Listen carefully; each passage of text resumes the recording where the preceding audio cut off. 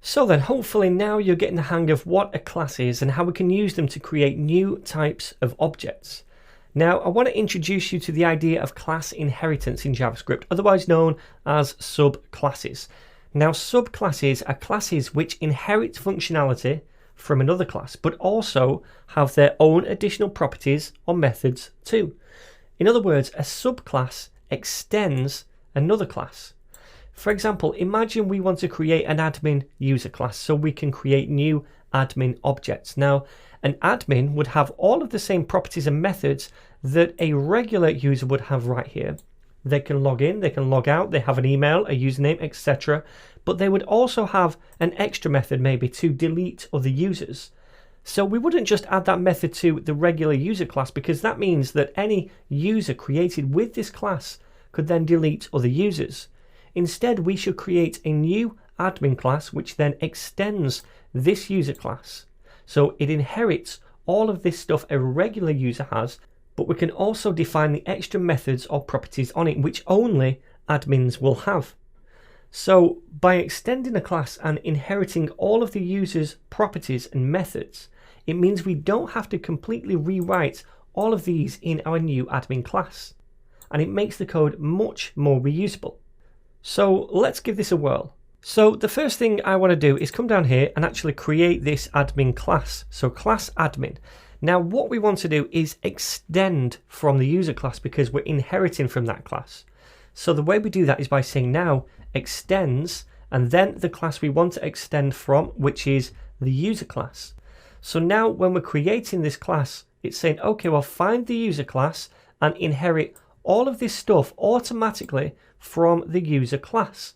And it does that. So now if we were to create a new admin, then it would still have all of these different methods and properties. And I can demo that. What I'm going to do is come down here and say const user3 is now equal to a new admin. I'm still going to pass in a name and an email. So I'll say Sean and then Sean at thenetninja.co.uk. And then I'm going to log this out down here, user3 at the end, save that and preview. And now we can see we get an admin. So we get two user objects, then an admin object. And inside it, we can still see the email property, the score, the username, and these two methods down here. We have a login and a logout. We have a couple of nested protos. Don't worry about that. Again, I'm going to explain these later, but ultimately we can see these methods which we have access to. So I could say user3.login, and that is going to work.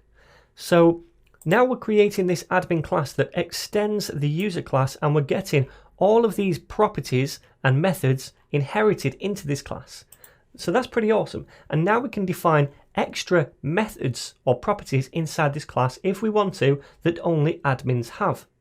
So when we're creating a new admin and we pass in this stuff over here, if this admin class does not have a constructor inside it like this, then automatically it will look at the class that it extends from and it will call the constructor of that.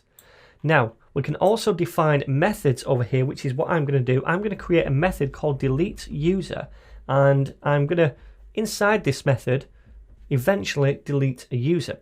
Now, in order to do that, first of all, I want to come down here and I want to create a new array, which is going to be an array of all of these users. So let me say let users equal to an array, and then we'll pass in user1, user2, and user3. So all of these different users that we've created now are inside this users array. Now, as an admin, I want to be able to delete one of these users from this array. So first of all, let me log this to the console, console.log users like so, and save it. And we can see all of these three users. One of them's an admin, but these two are users. Now I want to be able to do something like this.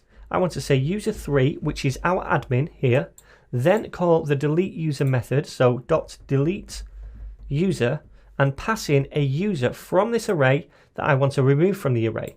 So I could say user2, for example, and that is going to delete user2 from the array. So in order to do this, let me flesh out this function up here. So I'm going to say now users are going to be equal to users.filter. So we're taking the users array right here, and we're setting it equal to a new array based on this filter method. We've seen this in the past. The filter method iterates an array, fires a callback function for each item in the array, and returns either true or false for each one. If we return true, it keeps the item in the array. If we return false, then it removes the item from the array. Now, as we fire this callback function for each item, I'll refer to each item in the array as U for user.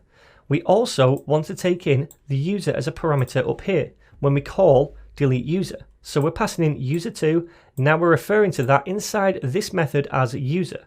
We're filtering the users, and for each user in the array, we refer to each one as U. So what I'm going to do is return false if the name of this user is equal to the name of this user, because that's the user we want to remove from the array. So in that case, I return false, therefore it will be filtered out. Otherwise, I return true.